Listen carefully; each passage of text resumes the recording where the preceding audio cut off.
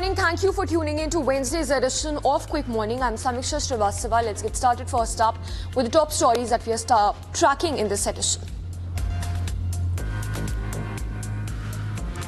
2 days after violence erupted during a court-ordered survey of a mosque, life in Sambal has been gradually returning to normal with schools reopening and many shops selling daily essentials resuming their operations. However, internet services in the district remain suspended. Members of both Hindu and Muslim communities have called for unity and committed to rebuilding communal harmony, while police and administration officials continue to closely monitor the situation. According to Muradabad Divisional Commissioner, the public is cooperating not only with the investigation but also in efforts to normalize the situation, further emphasizing that the priority is to restore normalcy and gain the trust of the community to prevent external influences. लोगों का सहयोग हमें मिल रहा है, न सिर्फ investigation में बल्कि माहौल को बेहतर बनाने में भी, और हम लोगों को ये भी विश्वास में ले रहे हैं कि इस तरीके की चीज़ों के पचड़े में ना फंसे। कोर्ट का काम है, कोर्ट को करने दें, कोर्ट का काम कोर्ट के जरिए होगा। On Tuesday, Congress President Mallikarjun Kharge called for a return to paper ballots instead of electronic voting machines, claiming that votes from tribals and OBCs have been wasted, urging Rahul Gandhi, the leader of opposition in the Lok Sabha, to lead a campaign similar to his Bharat Jodo Yatra to raise awareness about the need to switch back to paper ballots. Kharge further argued that if elections were conducted using paper ballots, the BJP would clearly understand their true standing. Also suggested that Congress should initiate this campaign and work with other political parties to advocate for the change. Congress has frequently accused EVM manipulation and electoral process issues for its losses in Haryana and Maharashtra, although some within the party believe that organizational shortcomings were the main reason for drubbing of the Congress. MP of the Congress, Kiran Kumar Chamala, commented on the same, calling for a shift to ballot system. आज के जो government, NDA government भी सोचना पड़ेगा कि अगर ये party ballot की पूछ कर रहे, if they want ballot is priority for the elections, they should have to implement it, क्योंकि ये तो चीज है, क्योंकि उनको तो डर नहीं है, कुछ घपला तो नहीं हो रहे उनके हिसाब से, तो क्या है, जो लोग सोचता वही करेंगे। वो लोग आगे जो अपोजिशन पूछा है उसके लिए वो इमीडिएट की मान के आने वाले इलेक्शन में बैलेट को इस्तेमाल करना है। The parliamentary panel that's been reviewing the Waqf bill is scheduled to meet on Wednesday today, with members expected to propose their own amendments to the draft law. As per sources, the committee will also review these amendments and decide whether to adopt or reject them based on the level of support they receive. Senior officials from the Ministry of Minority Affairs will also be a part of this meeting to provide their perspectives on the amendments and even address any other issues that may arise, with the deadline for the report from the Joint Committee of Parliament led by BJP member Jagdambika Pal set for Friday. There is also a possibility that the panel may be granted an extension to complete its remaining tasks, including finalizing its draft report.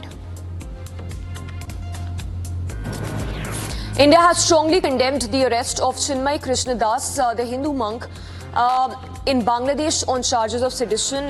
Das was detained in Dhaka on Monday following peaceful protest that he led with the Hindu community in Rangpur, Bangladesh, where they called for greater legal protection for minorities in the country. India's External Affairs Minister and the ME at large has expressed concerns, urging Bangladeshi authorities to ensure the protection of rights and security of Hindus and other minority groups. The ministry even highlighted documented instances of violence, arson and desecration directed at minorities in Bangladesh, noting that the perpetrators are often not held accountable. Spiritual leader Sri Ravi Shankar has also expressed distress over the incident, describing it as an attack on those advocating for minority rights in Bangladesh. The spiritual guru further emphasized that religious leaders have a duty to support affected communities and questioned the justice system that targets individuals standing up for the oppressed. कि यहाँ मंदिर ही है और कई ग्रंथ दस्तावेजों मिलता है कि विशेषकर बाबरी नामा में भी मिलता है कि वहाँ पे मंदिर तोड़कर मस्जिद बनाई गई थी। अगर कहीं सर्वे हो रहा है तो उस पर पथराव होगा, गाड़ियां फूंकी जाएंगी, प्रशासन को चुनौती दी जाएगी, कितने घायल हुए वहां। तो किसी भी सरकारी आदेश को अथवा किसी प्रकार के सर्वे को आप नकार कर और भारी हिंसा और उत्पात करना चाहें, ये देश में अब मान्य नहीं है। Sukanta Majumdar, a prominent leader, BJP leader, Bengal BJP leader, has expressed strong support for the Hindu community in Bangladesh, condemning the recent violence and the arrest of the Hindu monk, a vocal advocate for Bangladeshi Hindus despite the Bangladesh government's earlier denial of any violence. Majumdar has argued that the Hindu monk's arrest clearly signals an attempt by the government to throttle the voices of Bangladeshi Hindus. The recent events in Bangladesh have been a wake-up call for Hindus around the world, stressing on the importance of solidarity and support. The situation has raised concerns about the safety of Hindu temples and communities in Bengal, with some areas of the state being referred to as mini Bangladesh. Additionally, a Hindu temple in Havra, Bengal was recently attacked by vandals, sparking widespread outrage and demands for stronger protection of Hindu rights and interests. On 18th of November, the NDA Legislature Forum in Manipur made several decisions which were sent to the Government of India for implementation. These included removal of APSPA from 6 newly established police station areas, transferring the Jiribam killings case to the NIA and continuing mass combing operations against terrorists. The NIA has since been informed that it has taken up all those three cases, and both the central and state governments have been conducting mass combing operations to arrest the perpetrators in Jiribam killings and surrounding areas, which will continue until the culprits are apprehended. The central government has even accepted 2 to 3 points and an action taken report is already available, which will be made public. The Chief Minister has urged both the government and people to join forces and appeal to the central government to lift APSPA. However, he emphasized that no violence should occur in the meantime and called on the people of the state to remain calm, as they are complex issues that cannot be addressed through emotional responses.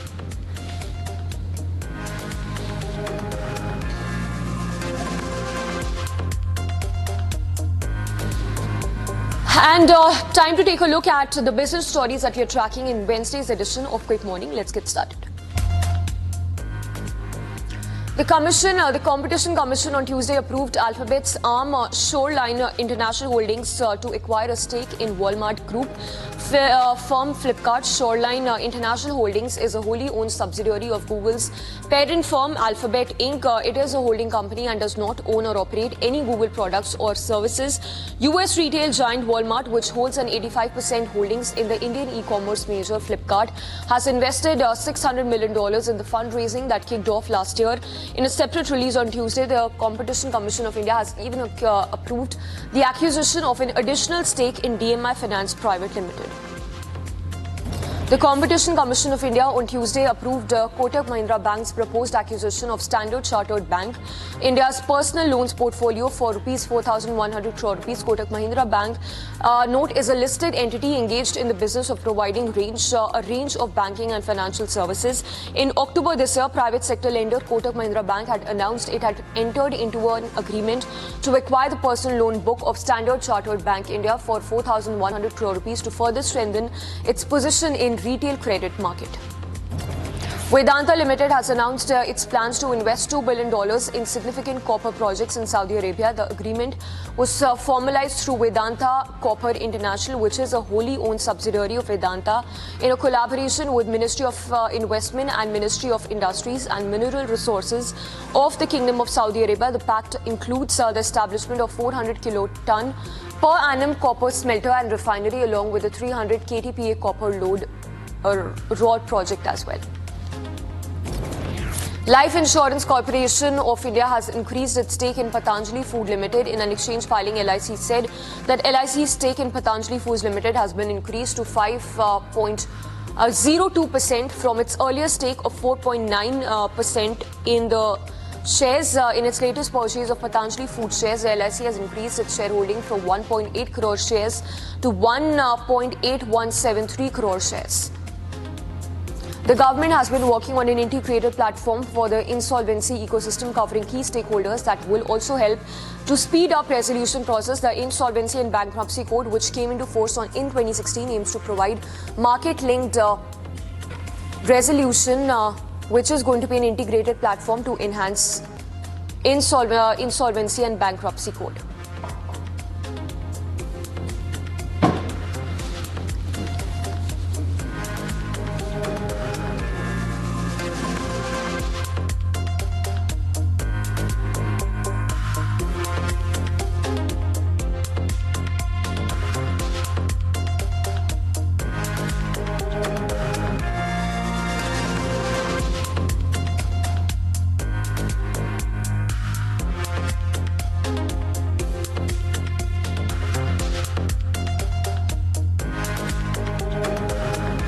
And shifting focus to international stories that we are tracking this hour, there is a ceasefire deal that's been struck between the Israeli forces and the Hezbollah group, which means that the Israeli forces will have to withdraw from southern Lebanon. We'll get you the details in this segment. Supporters seeking release of jailed Prime Minister Imran Khan. Former Prime Minister Imran Khan conducted a massive protest. Some of the protesters broke through a ring of shipping containers, blocking off the capital Islamabad. At least 6 people lost their lives in this violent protest, while thousands of security forces poured into central Islamabad. Supporters poured in Islamabad, while Imran Khan urged his supporters and Pakistan citizens to continue to fight for their rights. He further called the politician Imran Khan has been in jail for over a year now and faces more than 150 criminal cases that his party says are politically motivated. We have really suffered for the last 2 years, whether it is economically, whether it is politically, whether it is socially, internationally, we have been ruined. I have never seen such a Pakistan in my life. I have seen 1971 when half the country was divided and we lost East Pakistan. There was not this kind of despair at that time. On ceasefire talks, Israeli Prime Minister Benjamin Netanyahu has said that he would recommend his cabinet to adopt a US brokered ceasefire agreement. In a televised statement, the leader made the announcement setting a stage for an end to nearly 14 months of fightings. While Netanyahu's comments on ceasefire talks, Israeli warplanes struck across Lebanon capital Beirut, which killed at least 23 people until a ceasefire deal that has now been struck between the Israeli forces and the Hezbollah.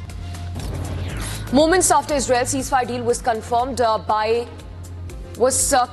Prime Minister Netanyahu, US President Joe Biden also announced Israel and Hezbollah agreed to a US brokered ceasefire deal.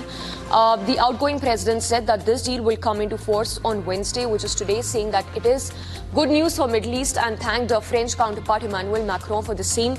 Both the leaders hailed the ceasefire deal, saying it would create conditions to restore lasting calm and allow residents in both countries to return safely to their houses. Today I have some good news to report from the Middle East. I just spoke with the Prime Minister of Israel and Lebanon. I'm pleased to announce that their governments have accepted the United States proposal to end the devastating conflict between Israel and Hezbollah. I want to thank President Macron of France for his partnership in reaching this moment. For nearly 14 months, a deadly conflict raged across the border that separates Israel and Lebanon.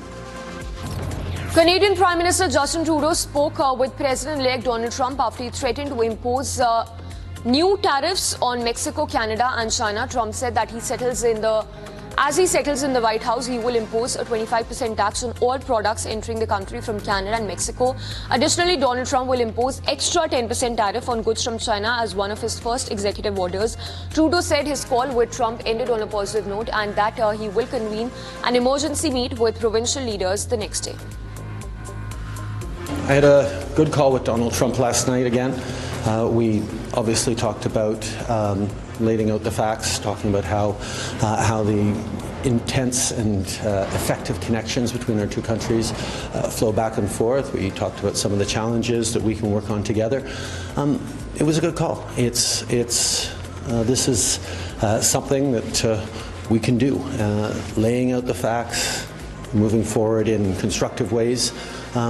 This is a relationship that we know takes a certain amount of working on, and that's what we'll do. Meanwhile, Moscow launched 188 drones against Kiev, which is said to be a record number of most drones deployed in a single attack. As per Ukrainian forces, most of the drones were intercepted, but apartment buildings and critical infrastructure like power grid were damaged. Ukrainian President Zelensky even condemned the attack and said that record number of drones were launched by Russia, which represents Russia's detached ideas of real peace. French farmers protested in Strasbourg against the European Union trade deal as they fear it would create unfair competition for them. Several dozens of tractors tried to go in front of the European Parliament but were stopped by the riot police. Initially, the European Union reached an agreement in 2019, but farmers and some European governments governments, particularly France, opposed and called for negotiations. Much like US, Mexico, Canada free trade agreement, its goal is to reduce tariffs and trade barriers, making it easier for business on both sides to export goods. For European Union, the deal would mean low tariffs on products like cars, machinery, etc., while for farmers, it would raise concerns about unfair competition. History will be scripted in Namibia as Vice President Nandi would become the country's first female president if she wins the presidential elections. At least 1.4 million people have registered to vote in the elections, with 15 political parties running for the president post and seats in the National Assembly. I'm proud to have a mentality of liberation, because having liberated the people of Namibia politically, I'm now ready to liberate them economically. Meanwhile, from Middle East, peace activists have demanded action for a ceasefire in Gaza and Ukraine during final day of meetings in the G7 foreign ministers meet that took place in Italy. The group stood on the side of the road holding signs and placards saying ceasefire and waved rainbow peace flags. A ceasefire deal in Gaza and Lebanon was foremost on the agenda of the G7 meeting as ministers from the countries gathered to discuss the situation in the Middle East.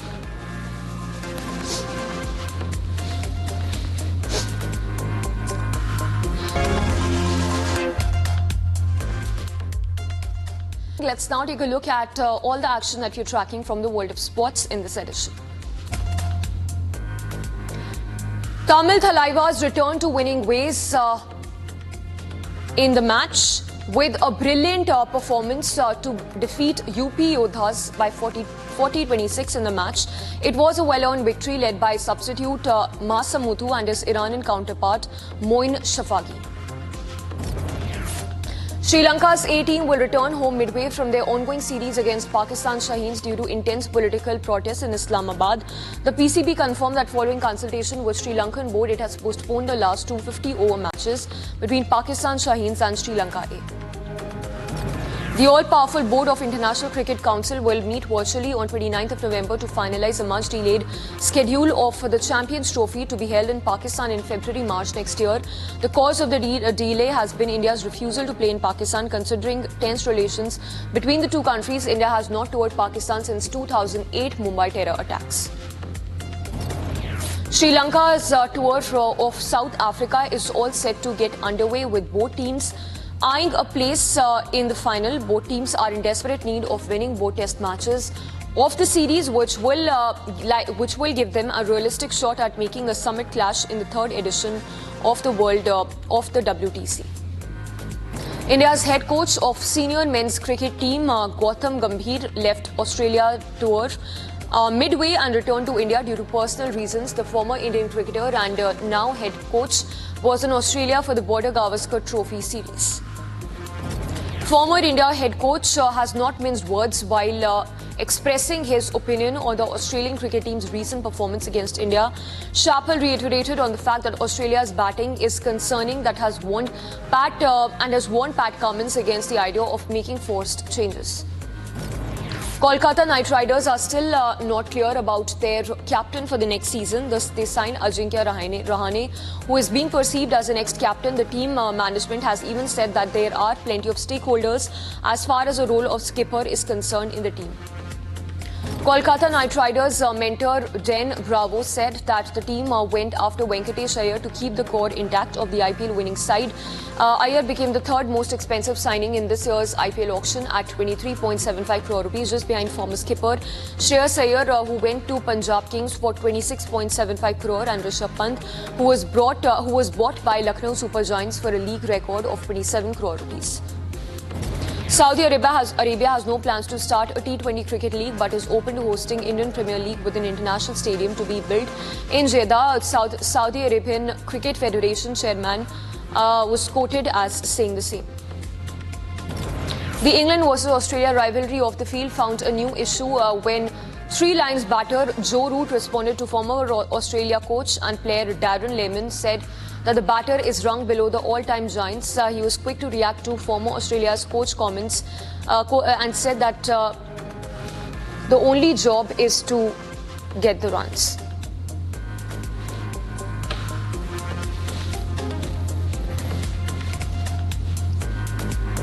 And lastly, let's get your quick roundup of all that we are tracking from the world of glitz and glamour in this edition. Stars and creators from at least 21 countries gathered on the red carpet on Monday night for the 52nd Annual International Emmys Awards in New York City. Indian actor Aditya Roy Kapoor arrived at the Emmy Awards to partake in the ceremony on behalf of the crew and cast members of the night manager. The International Academy of Television Arts and Sciences named 56 nominees across 14 categories from countries including India, Japan and Mexico. I think it's all the same. I think you have to punch up, and people with power who you punch up at, and I think comedy and politics are very similar forms of public speaking, except with one you're laughing intentionally and one you're laughing unintentionally. Otherwise, they're essentially the same thing. Actress Charlize Theron joined the cast of Christopher Nolan's upcoming movie. She's joined the star-studded ensemble that include Matt Damon, Tom Holland, Anne Hathaway and Robert Pattinson as well. Madhavan was excited as his film Hisab Barabar had its premiere on Tuesday at the 55th International Film Festival of India in Goa. Directed by Ashwini Dheer, the film delves into the themes of corruption and systemic injustice narrated through a common man's struggle against final deception in the movie. Tamil suspense film Maharaja will be released in China on Friday, becoming the first Indian cinema to be screened for Chinese audiences after the normalization of ties between the two countries following last month's agreement to resolve the standoff in eastern Ladakh. The suspense film Maharaja has already begun pre-screenings and its release coincides with its two major competitions, Hollywood's Gladiator 2 and local film Her Story.